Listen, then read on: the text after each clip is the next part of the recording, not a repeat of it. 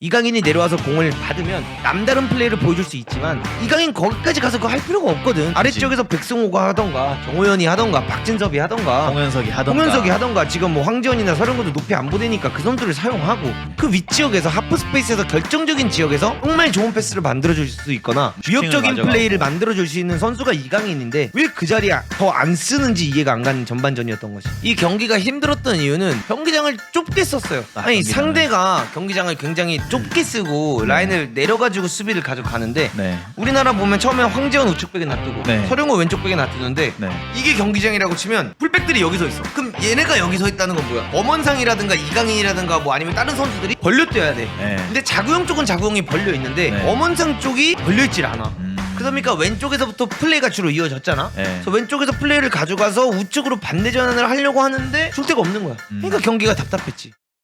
자, 일단 대한민국이 오늘 키르기스탄을 5대1로 이기면서 대한민국이 8강을 드디어 진출하게 되었습니다. 오늘 경기 어떻게 보셨나요? 이겨야 될 경기를 이겼다. 근데 그 이겨야 될 경기를 너무 힘들게 이겼다. 전 이렇게 말하고 싶어요. 그러면은 그 힘들게 이긴 이유가 도대체 무엇이라고 생각하십니까? 이 경기가 힘들었던 이유는 경기장을 좁게 썼어요. 일단 첫 번째는 좁게 썼다. 아니 경기장을. 상대가 경기장을 굉장히 좁게 쓰고 라인을 내려가지고 수비를 가져가는데 우리나라 보면 처음에 황재원 우측백에 놔두고 서령호 왼쪽백에 놔두는데 이게 경기장이라고 치면 풀백들이 여기 서 있어. 그럼 얘네가 여기 서 있다는 건 뭐야? 엄원상이라든가 이강인이라든가 뭐 아니면 다른 선수들이 자구형 벌려뛰어야 돼. 근데 자구형 쪽은 자구형이 벌려 있는데 엄원상 쪽이 벌려 있질 않아.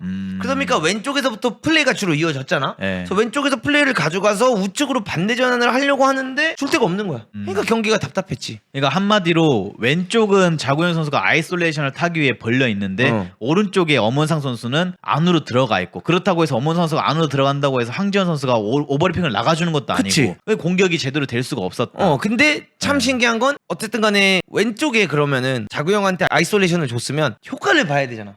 자구형의 아이솔레이션에 대한 효과를 봐야 되는데 진짜 봤냐 못 봤냐 라고 보면 보지는 못했다. 좀 그러니까 아쉬운 경기력이었다. 2골을 넣었지만 자구형의 경기력은 냉정하게 아쉬웠다. 난 이렇게 말하고 싶어. 그럼 오늘 경기를 전반전에 우리가 2대1까지 따라왔는데 경기를 이렇게 배승으로 바꿀 수 있었던 중요한 포인트가 무엇이라고 생각하십니까? 황 감독님이 직접 아까 오더를 했죠. 서령우랑 황지원 자리를 바꿔라. 왼쪽과 오른쪽 풀백의 위치를 바꿨다. 근데 나는 솔직히 그것 때문에 이긴 거긴 해. 근데 그게 제일 포인트죠. 선수를 둘을 바꿔서 이긴 게 아니라 그냥 황지원이 거기 있어도 황지원도 지난 아시안게임 2경기 동안 오버래핑 잘 나갔거든. 그냥 벌려서 나가라. 이 말만 하면 되는데 그 두 선수를 결국 자리 바꿨죠. 근데 바꾸면서 서령우가 조금 더 나가기 시작하면서 아까 크로스를 올려서 PK를 얻었고 그러면서 이기게 된 게 아닐까. 그럼 이것도 어떻게 보면 황 감독님의 좋은 포지션 스위칭을 통해서 이긴 게 되겠네요. 결과론적으로 보면 중간에 어쨌든 대처는 잘했다. 그러니까 전술이 좋았다, 전술이 화려했다라기보다는 다행히도 대처를 잘하셨다. 그리고 이제 센터포워드 같은 경우에는 이제 박재용 선수랑 조영욱 선수가 약간은 계속 경쟁 체제인 것 같기도 하고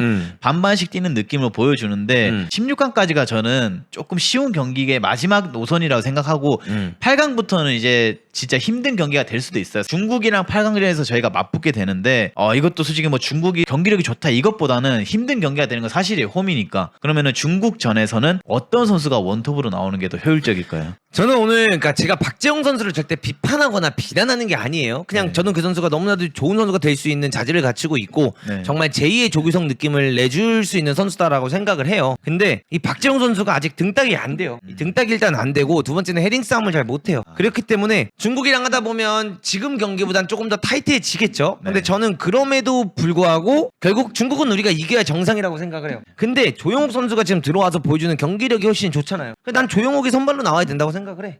그럼 변함이 없어. 아니 연령별 대표팀 경기를 지금 81경기째인가 뛰고 있는데 어떻게 그 선수를 안 쓰냐는 거야. 이 경험 많은 선수. 나는 조용욱을 선발로 써서 가져가면 장점이 뭐냐면 조용욱으로 경기를 가져가다가 경기가 잘 안 풀릴 수도 있잖아. 게임이라는 게.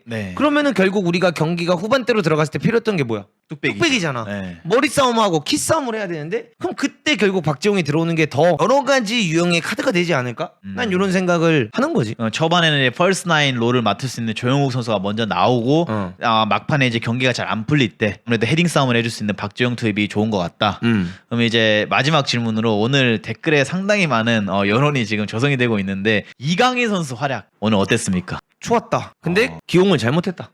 그럼 이강인을 어떻게 써야지 더 효율적인 축구를 할 수 있을까요? 박재홍을 썼어 처음에. 그럼 네. 박재홍 선수가 서 있으면 이강인 선수를 더 높은 위치에 뛰게 만들어서, 그러니까 상대가 라인을 내려 있잖아. 상대가 라인이 이렇게 완전히 내려 있는데 이강인까지 이 미드필더 앞으로 와서 뛰면 네. 이 윗지역에 있는 선수는 결국 박재홍밖에 없고, 그렇죠. 외롭죠. 그 다음에 엄원상이 자꾸 안으로 들어가서 뛰려고 하는데 숫자가 부족하다는 거야. 그렇다고 여기서 정호연이 자연스럽게 올라가거나 백성호가 올라가는 것도 아니잖아. 네. 이강인이 여기서 이렇게 내려오면 여기서 정호연이 올라가주던가, 그렇죠. 아니면 엄원상이 들어가면 정호연이 벌려주던가, 뭐 그러니까 이렇게 좀 변형이 돼야 되는데 이강인을 그 아래까지 내려오게 해서 뛰게 해만 안 됐다. 물론 아래 내려갔을 때 이강인이 아까 엄원상인가 정호영 보고 킬패스 넣어준 거 좋은 업사이드 볼. 아니었죠. 네. 그러니까 좋은 패스를 넣을 수 있고 이강인이 내려와서 공을 받으면 남다른 플레이를 보여줄 수 있지만 이강인 거기까지 가서 그거 할 필요가 없거든. 네, 아래쪽에서 백승호가 하던가 정호연이 하던가 박진섭이 하던가 홍현석이 하던가 지금 뭐 황재원이나 서령구도 높이 안 보내니까 그 선수를 사용하고 그 윗지역에서 하프 스페이스에서 결정적인 지역에서 정말 좋은 패스를 만들어줄 수 있거나 위협적인 가져가고. 플레이를 만들어줄 수 있는 선수가 이강인인데 네. 왜 그 자리에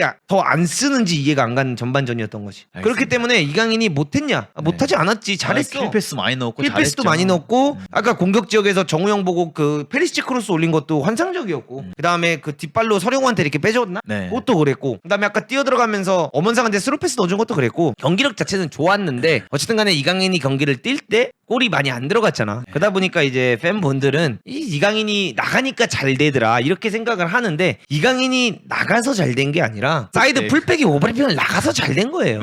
사이드 풀백이 나가서 잘 된 거예요. 어. 그래서 저는 물론 뭐 이 아시안 게임 중간에 포메이션을 바꾸는 건 쉬운 일은 아닌데 저희가 계속 주장했던 것처럼 그냥 원볼란치 형태로 가고 그 위에 미드필더 2명을 공격적으로 썼으면 좋겠어요. 고용준 이강인이 됐던 홍현석 이강인이 됐던 그래서 그 아래를 보는 백승호 선수는 더 이상 공격적인 거에 관여를 많이 하지 않고 진짜 포백 앞에서 역습을 차단해줄 수 있는 그런 역할을 확실하게 맡아주는 게 어떨까. 난 그게 참 너무 아쉬웠어. 왜 홍현석도 오늘 결국 들어와서 뭐 잘은 했지만 네. 왜 더블 볼란치를 쓰는지 이해할 수가 없어. 근데 그 더블 볼란치를 쓸 거면 양쪽 윙백을 빠른 선수들을 넣어서 미친 듯이 오버래핑을 나가든가 아니면 엄원상이랑 정우영을 벌려놨으니까 양쪽 풀백이 미친 듯이 언더래핑을 나가서 브라이튼이나 이런 뭐 팀들처럼 에스투피냐니 이렇게 쭉 나가줘서 미토마한테 아이솔레이션 만든다든가 토트넘에서 우도기가 미친 듯이 나가서 뭐 솔로몬이든 페리시치든 손흥민한테 아이솔레이션을 만들어준다든가 이걸 하든가 아니면 원볼란치 쓰고 공미 둘을 쓰든가. 수비는 수비형 미드필더가 다 해주고 공미들은 공격만 할 수 있게 뭔가 역할을 좀 나눠줘야 되는데 오늘 경기 보면 투볼런치를 씀에도 역습을 할 때 보면은 포백 앞에서 수비를 실딩해주는 미드필더가 없어요. 맞아. 그러니까 그 말은 이 홍현석 선수랑 뭐 정호연 선수 그리고 백승호 선수가 공격할 때 다들 올라가 버려요. 그랬어요. 여러분들 오늘 5대1이 났어요. 맞아요. 5대1 났고 결국에는 키르키스스탄이 이런 경기력을 우리한테 펼친 것 자체가 말이 안 되는 경기예요. 그쵸. 할 말이 없어서 아무 말이 하는 게 아니라 키르키스탄이 오늘 경기를 뛰면서 희망을 봤어요. 우리 조금만 더 하면 할 수 있구나. 우리나라가 5대1을 만들었지만 결과론적으로는 키르키스탄이 희망을 봤던 경기라는 것 자체가 경기력이 안 좋았다라는 거예요. 짜증이 나는 일이죠. 진짜 여러분들. 이렇게 말하면 이겨도 얘네는 날리고 이겨도 지랄이네 할 수 있는데 원래 이런 팀들을 상대로는 그냥 아예 밟았을 때 꿈틀거리지도 못하게 만들어야 에이 이건 아니다 하는데 뭐가 아니에요. 오늘 경기를 보시면서 우리나라가 진짜 와 진짜 잘했다라고 생각을 하세요? 체급 차이를 느끼셨어요? 마지막에 결국 3대1 되면서 이제 자멸을 한 거지. 아까 전반전에 2대1까지 따라왔을 때 그 벤치에서 분위기 보면 딱 보이잖아요. 황선홍 감독님 얼굴을 보고도 오늘 경기력이 좋았다라고 표현을 하실 수 있으세요? 2대1 상황에서 아까 2대1까지 됐을 때 키르키스탄이 막 갑자기 올라가서 슈팅 때리고 막 기회 만들고 이랬을 때 황 감독님의 표정을 보면서 비록 2대1이지만 난 이 경기에 만족하고 있어 라는 표정이 느껴졌나요? 난 아까 2대1일 때 이렇게 불안한 게 맞나 싶을 정도로 선수들이 급해 보였어요. 급해 보였고 근데 그 급해 보이는 거를 코칭 스태프에서 중재를 하지를 못했고 그래서 극복해낸 건 결국 잘한 거라는 거죠. 극복한 건 정말 잘했고 대처를 잘했는데 전술적으로 우리나라가 지금 정확히 뭘 하려고 하는지는 보여지지가 않는다. 첫 예선전 2경기에서는 엄원상을 바깥쪽에 쓰면서 혹은 엄원상이 안에 뛰어들어가는 걸 사용해서 뒷공간 침투를 노렸고 근데 오늘은 엄원상이 뭘 했지? 물론 어시스트 했지만 엄원상을 우리가 정말 잘 썼나? 이런 생각도 많이 들고 그러니까 정확한 색깔이 보이지 않는 거는 아직까지도 저희는 똑같다라는 말씀을 드리고 싶어요. 이 대표팀 아시안게임 대표팀의 정확한 전술적인 색깔이 무엇인가. 물론 우리나라가 워낙 체급 차이가 심하고 선수단의 퀄리티가 좋다 보니까 이 모든 거를 이겨내는데 과연 이게 어디까지 가능할까. 전술은 저는 진짜 여러분들 이렇게 표현하고 싶어요. 저는 전술은 아쉬워요. 근데 선수들의 체급이 너무 높아요. 퀄리티. 근데 그와 동시에 황 감독님이 오늘은 대처는 잘하셨어요. 어쨌든 간에 황재원이랑 서령우 자리를 옮기면서 경기가 풀린 거잖아. 네. 그리고 어쨌든 교체 카드도 투입을 잘한 게 고용준도 들어와서 잘했고 안재준도 들어와서 잘했고 홍민규도 들어와서 잘했잖아. 그러니까 교체 카드도 잘 썼어. 그래서 그런 부분적인 부분에서 매니징하는 부분은 좋았다. 근데 전술적인 부분에서는 정말 좋았냐? I don't think so. 그리고 조금 아쉬운 것 중 하나는 저는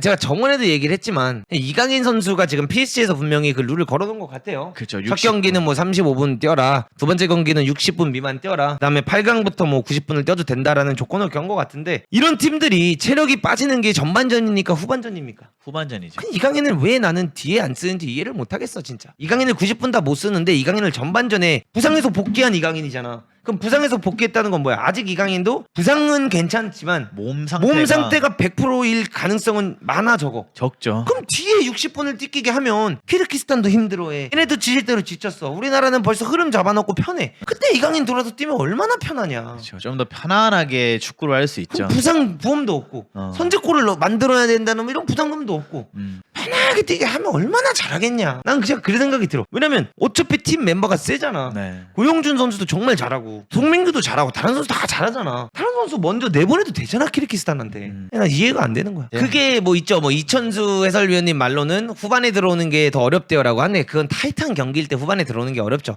막 엔드 투 엔드 우리가 아스날 토트넘 경기 같은 거 보면 여러분들 솔로몬이 경기장 들어와가지고 호흡 정지 왔잖아요. 거의 장풍만 계속 맞고 왜 템포가 너무 빠르니까. 근데 오늘 경기 템포가 빠르냐? 오늘 경기뿐만 아니라 그냥 예선 때부터는 후반에 들어와서 힘들다는 그 의견에 전 동의를 못 하겠어요. 이렇게 득점이 많이 나고 느슨해질 수밖에 없는 후반전을 보는데 이게 어떻게 타이트하게 힘들어진다고 하는지 오히려 전반에 들어가면 더 타이트하죠. 무조건 후반전에 나오는 게 맞지 않았나라는 생각을 해요. 여러분들 저랑 동의를 안 하실 수도 있어요. 이건 어디까지나 제가 생각하는 축구 가치관이고 이건 어디까지나 제가 생각하는 축구적인 부분이기 때문에 저랑 동의를 안 하실 수도 있고 저랑 의견이 다르실 수도 있습니다. 그럼 저는 그 의견을 존중하겠습니다. 이거를 만약에 이 경기에서 후반전에 들어가가지고 여러분들 호흡을 못 따라가잖아요. 축구를 그만둘 생각해야 돼요. 내 심장이 문제가 있나? 즐기는 그거예요. 분위기잖아. 즐기는 분위기.